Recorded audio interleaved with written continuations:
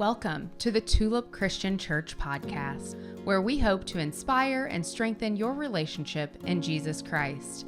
We encourage you to love Jesus and love people. Now, let's get to this week's sermon. Well, as you may have noticed, things are a little bit different this morning, right? You're missing out, like we're out of our routine. So some of you are going to struggle with that a little bit, like we're going into the discomfort zone, right? Because we haven't had our communion yet, but Brad, rest assured, it's still sitting right here where you placed it, right in its proper spot, and we will get to it.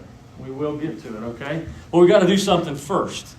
We got to continue looking into the life of Abraham. Okay, we've been in this journey looking at his life, and this morning I think Anthony's children's sermon's pretty pointed as he's like challenging and encouraging our youth to go into the schools and be a voice of hope and a voice of light, right? But I'm going to put a little bit of pause in our thoughts on that because what I want to ask you about is like, have you ever heard the phrase, the apple doesn't fall far from the tree? Yeah? So if you think about that, when I think about that, I think, that could be bad news in the schools if the apple doesn't fall far from the tree. Because I know how I am, and I think my kids follow after me a little bit, as scary as that may be. Like, there's things that happen in our house once in a while, and Lydia will look over at me, and she's like, I wonder where they get that from. You ever got that? Dad, you ever got that? Saying, like, wonder who taught them that, right? I hope we teach them some good things, but it's likely they aren't all good things, right? Where I fall back to and rest in this assurance, though, is any stubbornness that happens in my children definitely came from my wife. Okay, so I just can't. I'm not totally responsible. Okay, she gets to play a part in it too. But have you been on that? Have you been on that in that conversation? I wonder where they get that from. Even little subtle things. Have you ever noticed? Have you ever noticed that your kids will do things like you do them, but maybe they do things like you did them long before they ever existed? Have any of you ever noticed that? Like, I've got a son. He's a little redheaded fellow out here, the straight red hair, not the curly red hair. Although the red curly-haired one did this too a little bit, but not as much as Bridger. But like, this guy can go out in the yard and play baseball for hours by himself. Now, it takes usually more than one person to play the game of baseball, but not in his mind. Like, he can go out there and hit the ball, and then he can go out there and get the ball, and he brings it back, and he has like a whole baseball game by himself. I've seen him out in the yard before playing an entire football game by himself. Like, do you know how hard it is to throw yourself a pass? It's complicated, but you can do it. You get good at it if you practice it enough. Now, Bridger has never seen me when I was his age. He wasn't around then. But I know another little guy who used to go out in the yard for hours and like throw a pass and run and catch a pass. Sometimes I'd throw myself a pass I had to dive for. It was a lot of excitement. We'd rake leaves up in the fall and then dive into the leaves after the football. Have a whole football game. Bridger's never seen that. I don't think I've ever talked to him about that. But he goes out and does that. Now, something in there is just wired that way. He's a fruit that didn't fall far from the tree. Right? For better or worse, because he's a little bit ornery too, and that's another one that I attribute to Lydia. Okay, orneriness and stubbornness; those both came from her.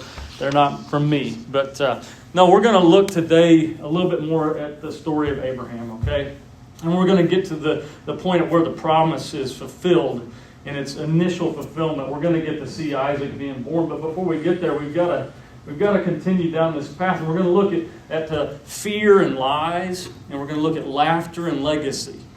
And what I really want to leave us with today, what I really want to challenge us to think about today, is the legacy that we are leaving. The legacy that we're leaving with our families and our children. The legacies that we're leaving with each other. The legacies that this church is going to carry on and fulfill and then leave for the next generation. I mean, my prayer is that this church will just continue on. That there just will be a continued repopulation of youth and age and wisdom, and it'll just continue on. That's my prayer. It's been that way for years. I've heard stories from many of you about the years past. That's my prayer, that will just continue.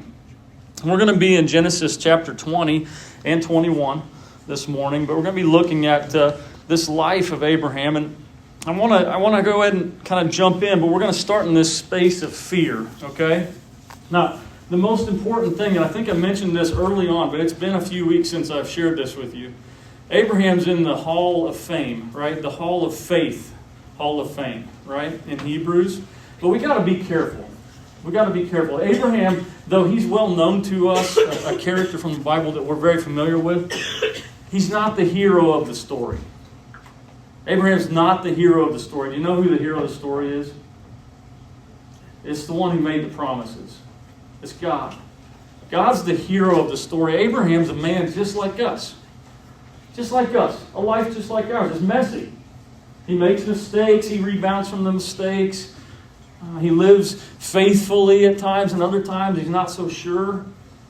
And it's important that we can see ourselves in Abraham's story to recognize that we have just as much opportunity, invitation to God's promises as he does. Because God's promises are also for us, and they're for us through him. Chapter 20, we're going to be looking at this interaction that Abraham has with a king named Abimelech. You'll remember, though, that we've just come out of this space where Abraham's pleading on behalf of Sodom and Gomorrah. Remember, the Lord is meeting with him up on the hillside, and they're talking, and he's like, man, if there's just 50 righteous people, will you spare the city, right? He's pleading with God. And he has this whole conversation, and, we talked about Lot and all of the mishaps that Lot has. But now we're kind of into this space, and in the midst of that interaction that was happening, there was the promise, right? And in his old age, at the age of 90, 190 years old, they're getting the promise, Abraham and Sarah, that they're going to have a child. Remember we were talking about that. Okay? Well, here we are just shortly after that, and Abraham picks up. This is in verse 1. He moved on from there into the region of Negev and lived between Kadesh and Shur. For a while he stayed in Gerar, and there Abraham said of his wife, Sarah, she is my sister. Then Abimelech, king of Gerar, sent for Sarah and took her. Have we heard this story before? At what point do you think Abraham's going to stop making the same mistake? This didn't work out super well, and then it did for Abraham, but he's already been down this path. Remember when he went to Egypt? He's afraid, and so he convinces his wife, hey, I want you to lie so that they won't kill me. You're so beautiful that when we enter into their country, they're going to take you, and the way they're going to do that is they're going to kill me. God delivered him through that lie, through that mishap and that mistake. Do you remember what happened? He came out of Egypt with great wealth. He came out of Egypt with all kinds of livestock. His life was spared. He actually flourished on account of that. God remained in his promises to Abraham, even in the midst of that mistake. But here we are, Abraham's making the same mistake. Now, you remember, though, there are consequences for our mistakes, right? Consequences for our sins. You remember what one of the consequences was? It was a subtle one, but you remember who came out of Egypt with Abraham? The slave girl named Hagar. Remember that? Right? And so that yielded this son Ishmael after Sarah takes things into her own hands and out of God's hands. Right? Remember that? Well, here we are in the repeat of this whole lie. Abraham is again telling Sarah and others that she's his sister. But God came to Abimelech in a dream one night and said to him, "You are as good as dead because of the woman you've taken. She's a married woman." Now Abimelech had not gone near her, so he said, "Lord, will you destroy another innocent nation?" I think it's funny that Abraham, this man of God, this guy who makes the hero, becomes a hero in the hall of faith, is the one who is not being honest. And Abimelech is this honorable guy. He's supposed to be a non-believer, but he's this honorable guy. He hasn't gone near her. And so he's pleading with the Lord, who I suspect he hasn't had a lot of interaction with. Did he not say to me, she is my sister? Didn't she also say, he's my brother? I've done this with a clear conscience and clean hands. And then God said to him in the dream, yes, I know. I know you did this with a clear conscience. And so I have kept you from sinning against me. That's why I did not let you touch her. Now return the man's wife, for he is a prophet, and he will pray for you, and you will live. But if you do not return her, you may be sure that you and all who belong to you will die. Look at what God is referring to Abraham as here. A prophet. Abraham's a liar, isn't he? Like, isn't he a liar? Isn't he a sinner? And yet God is telling this king in a dream that you need to return his wife. He's a prophet. Do you know what a prophet is? That's a servant of God. That's a deliverer of God's word. That's someone who speaks on behalf and offers blessings and praise on behalf of others for God. Right? And God is twisting this and saying, no, I know that he made a mistake. But he's a prophet. So return his wife so that you don't suffer. Early the next morning, Abimelech summoned all his officials, and he went and told them all that had happened. They were very much afraid. Then Abimelech called Abraham in and said, what have you done to us? How have I wronged you that you have brought such great guilt upon me in my kingdom? You've done things to me that should never be done. And Abimelech asked Abraham, what was your reason for doing this? Now get this response from Abraham. This is verse 11. He replied, I said to myself, there is surely no fear of God in this place, and they will kill me because of my wife. Besides, she really is my sister, the daughter of my father, though not of my mother, and she became my wife. And when God had me wander from my father's household, I said to her, this is how you can show your love to me. Everywhere we go, say this of me. He's my brother. Look what Abraham's trying to do here. This prophet of God, this godly man, this guy who is listed among those in the hall of faith. What is he trying to do? First, he's trying to say, I was pretty confident there was no fear of God in this land. That's why I created this lie. Now let me just stop us right there. God is not dependent on the fear or non-fear of people in the land. There may be a point in time in our lives, maybe right here, maybe as we start school, some of you kids are going to have a moment in time where somebody's going to ask you a question, or they're going to invite you to do something, and you're going to be drawn into this space of like, oh, the only way to preserve myself is to tell a lie. That may be a space that you enter into. Adults, we're not immune to this. Right? People ask us questions all the time, and we don't want to be honest about who we are, maybe how much fear we've had, and so we might be inclined just to tell a little bit of lie. Look, God never will use lies to his glory. But that doesn't mean that he can't use the people who have lied for his purpose. And he's going to continue to use Abraham in this story. But don't give in because of fear, which is a symptom of Abraham's life. He lived in fear. He was constantly afraid that maybe God couldn't really deliver on his promise. You're going to take me into the promised land and really deliver me this land? How's that going to happen? When's that going to happen? You're going to make me the father of many nations? How? I don't have any children. Sarah was living in some fear too, right? She was telling lies. Right? She was telling the same lies. And it cost them.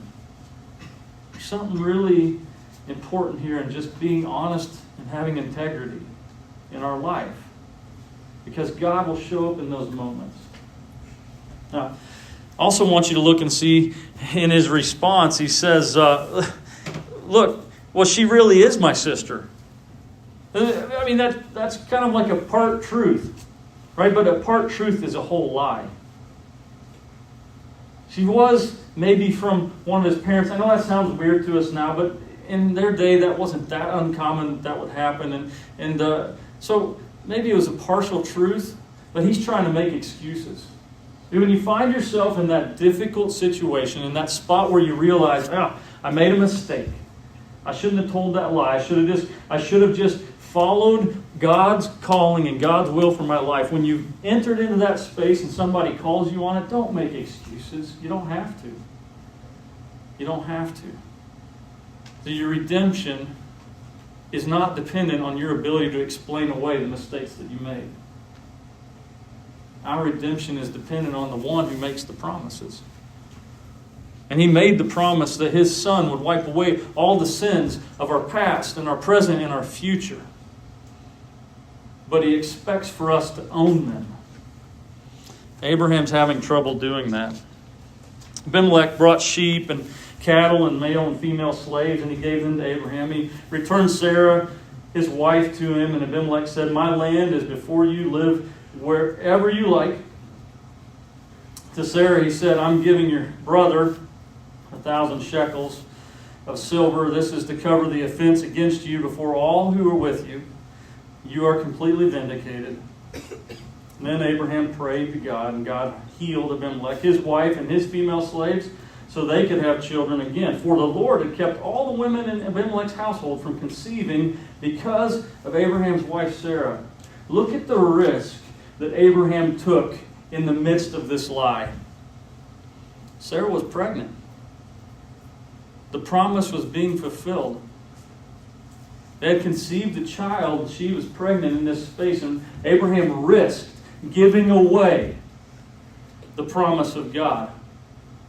Can you imagine what would happen if this king would have taken Sarah into his bed? Then there would have been question and dispute about whose child was this. They didn't have DNA tests back then. Abraham risked a lot in the midst of this lie. And God was still active right in the middle of it, protecting everyone involved, preserving the promise that He had made to them. You know, we're going to talk in a moment about legacies, and I want to challenge us with the thought of what legacy we're leaving. See, I think God's promise is this, that the legacy, that we will receive a legacy of faith when we trust His ways over our ways. That God will give us a legacy of faith as individuals, as parents, as brothers and sisters, as a church, when we trust His ways over our ways. Abraham wasn't doing that. Abraham was taking matters into his own hands, and there was consequences for that sin. God did deliver him, right? He came out of the country safe. Sarah came out of the country safe. But you know what the consequence was? Isaac, who would be born to him, was going to tell this same lie about his wife. See, our kids follow our example. Even when they haven't seen it occur, they're going to follow the patterns that we have. And when I say kids, I say that a little bit directly and I say that a little bit loosely. Some of you in here don't have kids in the room. Okay, but you're part of this family. Some of you have kids still living in your house. Yeah, I'm talking to you. All of us are involved in this because the generations that come after us are going to follow the patterns that we follow.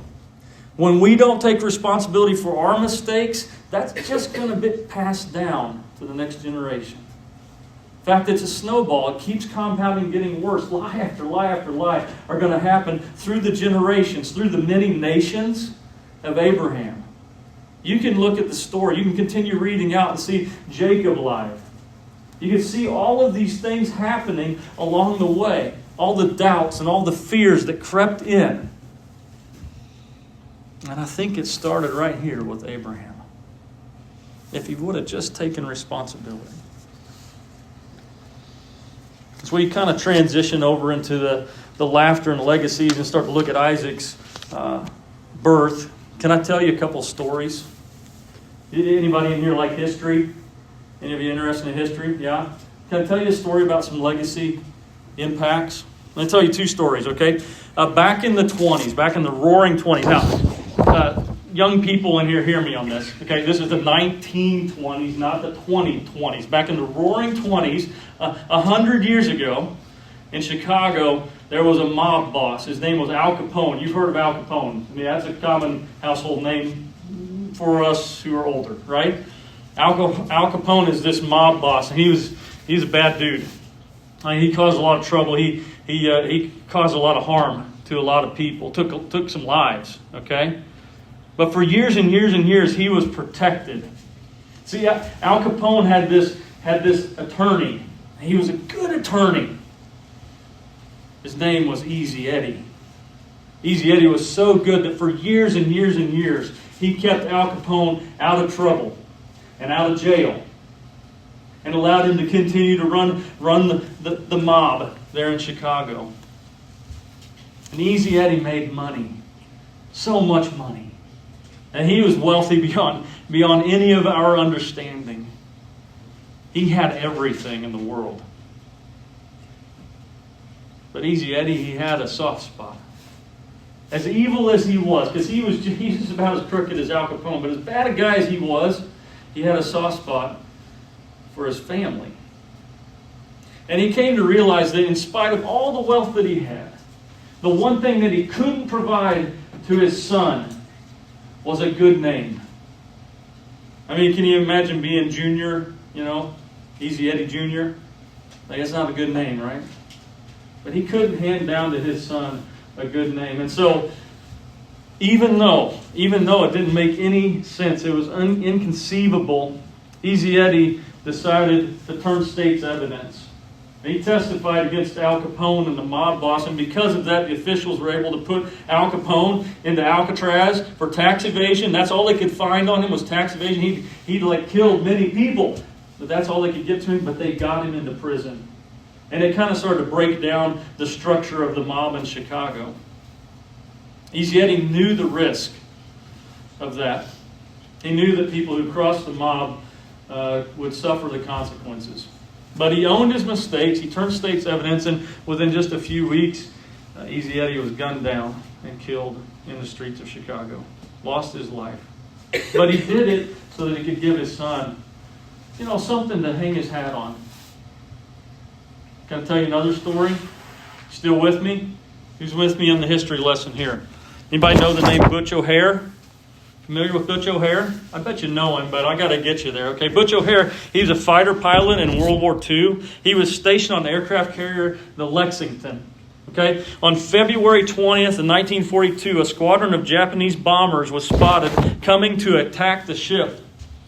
And Butch O'Hare and his wingman were the only two that were able to fly at that moment to go up and protect the ship. And so they took off to go out and meet this squadron of Japanese bombers.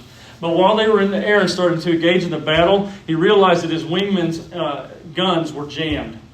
Like he couldn't shoot. So Butch O'Hare is left alone to fight off this squadron. And for 4 minutes, which is probably an eternity in a dogfight, Butch O'Hare flies around. He shoots down 5 Japanese bombers. He expired all of his ammunition. And he still managed to turn around the remaining bombers. They flew off, saved the ship. He's a hero. He was a hero, so much so that he was the first one to be recognized as the Navy flying ace of World War II. Butch O'Hare was. He was honored at the White House by President Roosevelt. Today, this is why I think you know Butch O'Hare. You may not realize it, but if any of you have ever flown in or out of Chicago's airport, you flew in and out of O'Hare International Airport. Now, why is Butch O'Hare important? Can I make the connection for you? You know who his dad was? It was Easy Eddie. Easy Eddie was Butch O'Hare's father. He left a legacy. He switched the story. Like he was going down a bad path and he said, I can't do this anymore. I got to leave something better for my children, better for my son, a name that he can be known for. Butch became a hero. God fulfilled his promise. He fulfilled his promise to Abraham and Sarah, in spite of their mistakes, in spite of the places that they went, the things that they did, the lies that they told, he still showed up in the middle of the circumstances, and he continued to give them grace, and he continued to give them opportunities to recover. And so we see the promise being fulfilled here in chapter 21. Now the Lord was gracious to Sarah, and he said to her, as he had said he would be, and the Lord did for Sarah what he had promised. The Lord's grace is abounding. Do you know that you can't outpace and you can't outrace the grace of God? Did you know that? Like, you can't surpass the grace of God. The only thing you can do is refuse to accept it. And I want to challenge us not to do that, because that's part of the legacy that we get to hand on to the next generation, is our ability to receive the grace of God. The Lord did for Sarah what he had promised. The Lord always keeps his promises. His promises are not dependent on our abilities. They're not dependent on the things that we do or don't do. God's faithful. Keeps his promises. Verse 2, Sarah became pregnant and bore a son to Abraham in his old age, at the very time God had promised him. Remember, the angels had come and said, a year from now I'm going to return and you will have a child. Remember that? Like, can you imagine? I kind of wonder about this with Abraham and Sarah. Abraham had received promises a few times. And remember, like what we read in just a couple of chapters is like spanning 13 and 14 years. I wonder if there's ever this moment when Abraham thought, I wonder if that's an actual year. I wonder if that's going to be like another 10 or 15 years that I'm going to have to wait and try to be faithful, try to keep my family alive. I wonder if Abraham ever struggled with that, or Sarah. I mean, they're both already in disbelief. Abraham gave the name Isaac to the son Sarah bore him. When his son Isaac was 8 years old, Abraham circumcised him as God had commanded him. Abraham was 100 years old when his son Isaac was born. And Sarah said, God has brought me laughter, and everyone who hears about this will laugh with me. And she added, who would have said to Abraham that Sarah would nurse children? Yet I bore him a son in his old age. Remember, a couple weeks ago we talked about the importance of names. Isaac's name means laughter.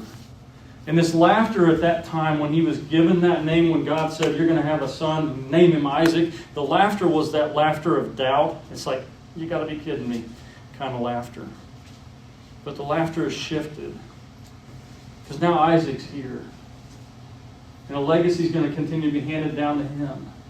And every time they see their son, and every time they think of the name Isaac, I think Sarah and Abraham are going to kind of laugh to themselves like, can you believe how good God is? He's taken care of us. He's given us a legacy to continue on. Friends, you're invited into a legacy. Like Abraham's story isn't a history lesson. Sure, it happened. Characters are real. Promises are real. But it's not a history lesson. It's an invitation. It's an invitation that we're going to participate in now as we take communion together.